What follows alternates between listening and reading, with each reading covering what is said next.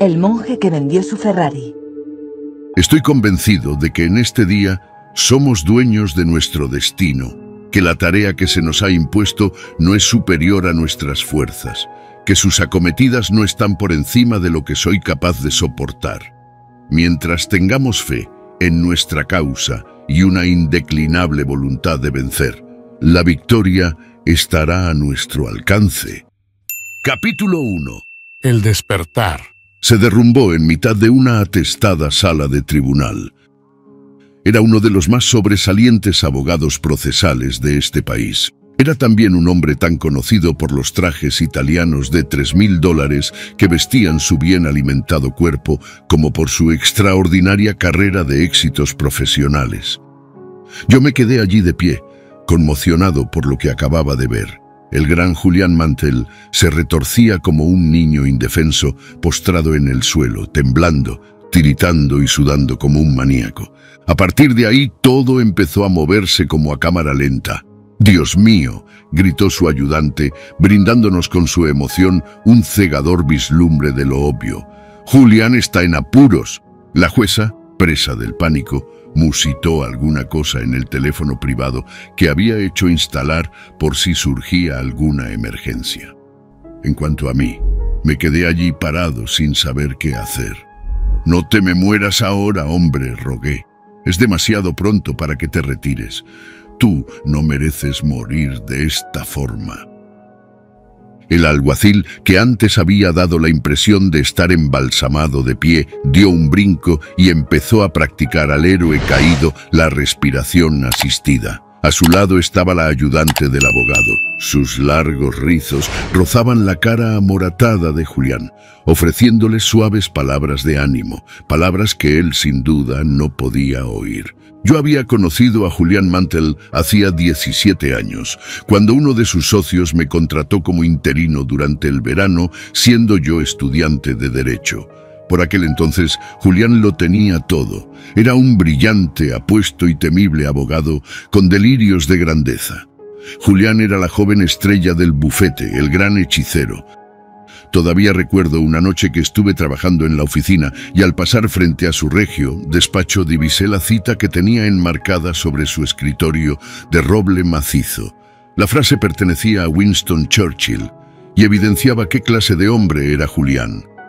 Estoy convencido de que en este día somos dueños de nuestro destino, que la tarea que se nos ha impuesto no es superior a nuestras fuerzas, que sus acometidas no están por encima de lo que soy capaz de soportar. Mientras tengamos fe en nuestra causa y una indeclinable voluntad de vencer, la victoria estará a nuestro alcance. Julián, fiel a su lema, era un hombre duro, dinámico y siempre dispuesto a trabajar 18 horas diarias para alcanzar el éxito que, estaba convencido, era su destino. Oí decir que su abuelo fue un destacado senador y su padre un reputado juez federal. Así pues venía de buena familia y grandes eran las expectativas que soportaban sus espaldas vestidas de Armani. Pero he de admitir una cosa, Julián corría su propia carrera. Estaba resuelto a hacer las cosas a su modo y le encantaba lucirse. El extravagante histrionismo de Julián en los tribunales solía ser noticia de primera página. Los ricos y los famosos se arrimaban a él siempre que necesitaban los servicios de un soberbio estratega con un deje de agresividad. Sus actividades extracurriculares también eran conocidas. Las visitas nocturnas a los mejores restaurantes de la ciudad con despampanantes top models, las escaramuzas etílicas con la bulliciosa banda de brokers que él llamaba su equipo de demolición, tomaron aires de leyenda entre sus colegas. Todavía no entiendo por qué me eligió a mí como ayudante para aquel sensacional caso de asesinato que él iba a defender durante ese verano. Aunque me había licenciado en la Facultad de Derecho de Harvard, su alma mater, yo no era ni de lejos el mejor interino del bufete y en mi árbol genealógico no había el menor rastro de sangre azul. Mi padre se pasó la vida como guardia de seguridad en una sucursal bancaria tras una temporada en los Marines. Mi madre creció anónimamente en el Bronx. El caso es que me prefirió a mí antes que a los que habían cabildeado calladamente para tener el privilegio de ser su factotum legal en lo que se acabó llamando el no va más de los procesos por asesinato. Julián dijo que le gustaba mi avidez.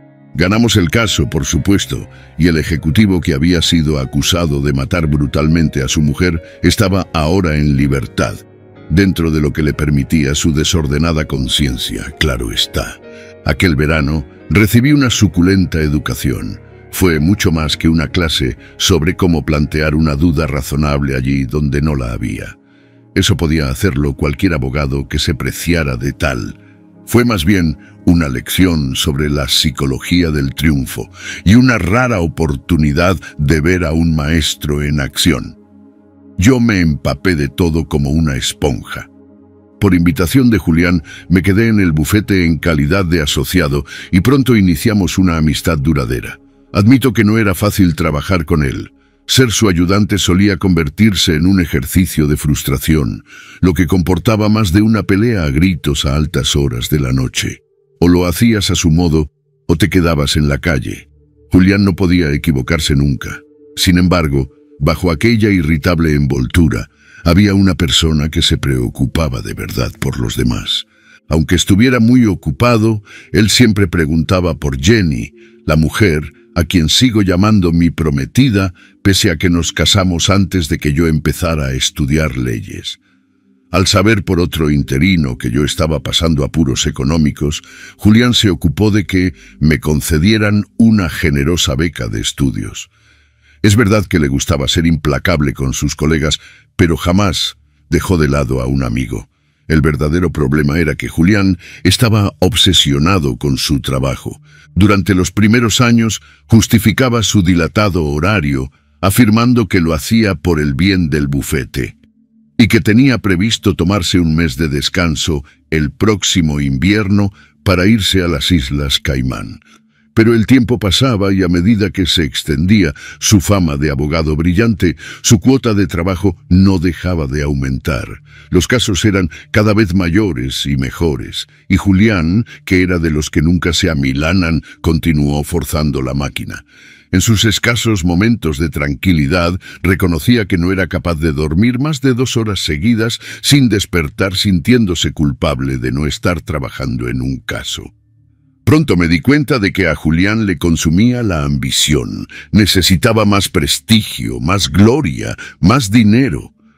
Sus éxitos, como era de esperar, fueron en aumento. Consiguió todo cuanto la mayoría de la gente puede desear. Una reputación profesional de campanillas con ingresos millonarios, una mansión espectacular en el barrio preferido de los famosos, un avión privado, una casa de vacaciones en una isla tropical y su más preciada posesión, un reluciente Ferrari rojo aparcado en su camino particular. Pero yo sabía que las cosas no eran tan idílicas como parecía desde fuera. Si me percaté de las señales de una caída inminente fue no porque mi percepción fuera mayor que la del resto del bufete, sino simplemente porque yo era quien pasaba más horas con él. Siempre estábamos juntos, porque siempre estábamos trabajando, y a un ritmo que no parecía menguar. Siempre había otro caso espectacular en perspectiva. Para Julián los preparativos nunca eran suficientes. ¿Qué pasaría si el juez hacía tal o cual pregunta? No lo quisiera Dios. ¿Qué pasaría si nuestra investigación no era del todo perfecta? Y si le sorprendían en mitad de la vista como al ciervo cegado por el resplandor de unos faros. Al final yo mismo me vi metido hasta el cuello en su mundo de trabajo. Éramos 2 esclavos del reloj metidos en la 64ª planta de un monolito de acero y cristal, mientras la gente cuerda estaba en casa con sus familias, pensando que teníamos al mundo agarrado por la cola, cegados por una ilusoria versión del éxito. Cuanto más tiempo pasaba con Julián, más me daba cuenta de que se estaba hundiendo progresivamente. Parecía tener un deseo de muerte. Nada le satisfacía. Al final su matrimonio fracasó. Ya no hablaba con su padre y, aunque lo tenía todo, aún no había encontrado lo que estaba buscando. y eso se le notaba emocional, física y espiritualmente. A sus 53 años, Julián tenía aspecto de septuagenario.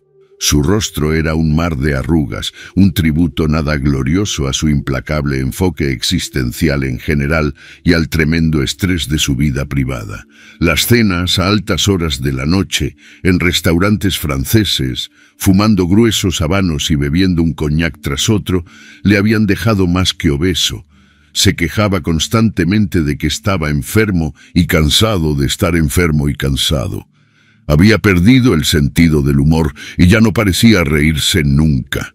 Su carácter antaño entusiasta se había vuelto mortalmente taciturno. Creo que su vida había perdido el rumbo. Lo más triste, quizá, fue que Julián había perdido también su pericia profesional. Así como antes, asombraba a todos los presentes con sus elocuentes y herméticos alegatos. Ahora se demoraba horas hablando, divagando sobre oscuros casos que poco o nada tenían que ver con el que se estaba viendo. Así como antes, reaccionaba graciosamente a las objeciones del adversario. Ahora derrochaba un sarcasmo mordaz que ponía a prueba la paciencia de unos jueces que antes le consideraban un genio del derecho penal. En otras palabras, la chispa de Julián había empezado a fallar. No era solo su frenético ritmo vital lo que le hacía candidato a una muerte prematura. La cosa iba más allá, parecía un asunto de cariz espiritual. Apenas pasaba un día sin que Julián me dijese que ya no se apasionaba por su trabajo, que se sentía rodeado de vacuidad. Decía que de joven había disfrutado con su trabajo, pese a que se había visto abocado a ello por los intereses de su familia. Las complejidades de la ley y sus retos intelectuales le habían mantenido lleno de vigor. La capacidad de la justicia para influir en los cambios sociales le había motivado e inspirado. En aquel entonces, él era más que un simple chico rico de Connecticut. Se veía a sí mismo como un instrumento de la reforma social, que podía utilizar su talento para ayudar a los demás. Esa visión dio sentido a su vida, le daba un objetivo y estimulaba sus esperanzas. En la caída de Julián había algo más que una conexión oxidada con su modus vivendi. Antes de que yo empezara a trabajar en el bufete, él había sufrido una gran tragedia. Algo realmente monstruoso le había sucedido, según decía uno de sus socios, pero no conseguí que nadie me lo contara. Incluso el viejo Harding, célebre por su locuacidad, que pasaba más tiempo en el bar del Ritz-Carlton que en su amplio despacho, dijo que había jurado guardar el secreto. Fuera este cual fuese, yo tenía la sospecha de que, en cierto modo, estaba contribuyendo al declive de Julián. Sentía curiosidad, por supuesto, pero sobre todo quería ayudarle. Julián no solo era mi mentor, sino mi amigo. Y entonces ocurrió. El ataque cardíaco devolvió a la tierra al divino Julián Mantel y lo asoció de nuevo a su calidad de mortal. Justo en medio de la sala número 7, un lunes por la mañana, la misma sala de tribunal donde él había ganado el no va más de los procesos por asesinato.